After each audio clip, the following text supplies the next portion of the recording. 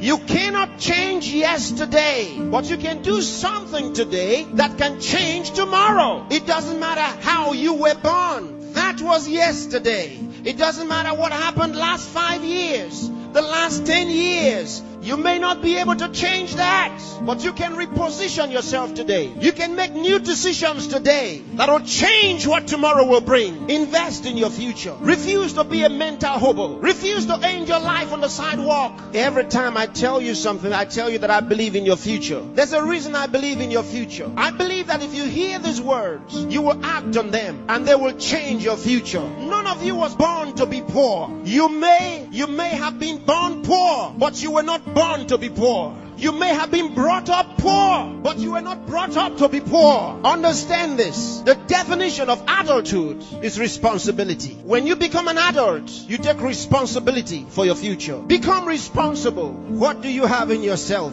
There are many who cry for help, and because there are no answers to their call for help, they feel the pains and the pangs of neglect. No, refuse to give up. Believe in what God made.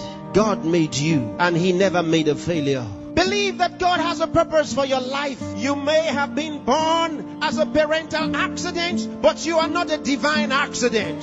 God knew you were coming, and He made sufficient provision for you. There's a place for you in the world, and I'm helping you find that place. There are certain things you must do for all of what we have discussed to be a reality. There are things that are not in abundant supply. They're limited. One of them is time. Save time. Save it. Keep track of your time. The Bible says for us to redeem the time, because it says the days are evil. You don't have extra time. Life is not a game. Therefore, make every day count for your life. Improve yourself every day. Introduce something into your life that counts. Choose to be a success. Become inspiring. Distinguish yourself with character, with excellence. If you're a musician, be a musician with a difference. Become inspiring. Whatever you do, do it with excellence. Put yourself and your best into what you do and change your world. Remember, there's no extra time. Therefore, whatever you do now, do it the best way the first time. Success is waiting for the man who says yes to success.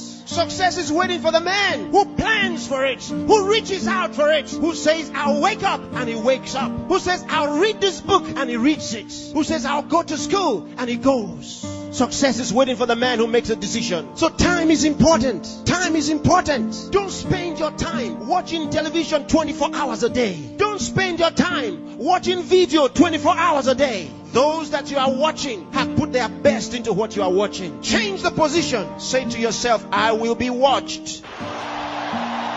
You know, sometimes I'm concerned. There are those who only think about designers' perfume, designers' clothes, designers' shoes. Where are your designs?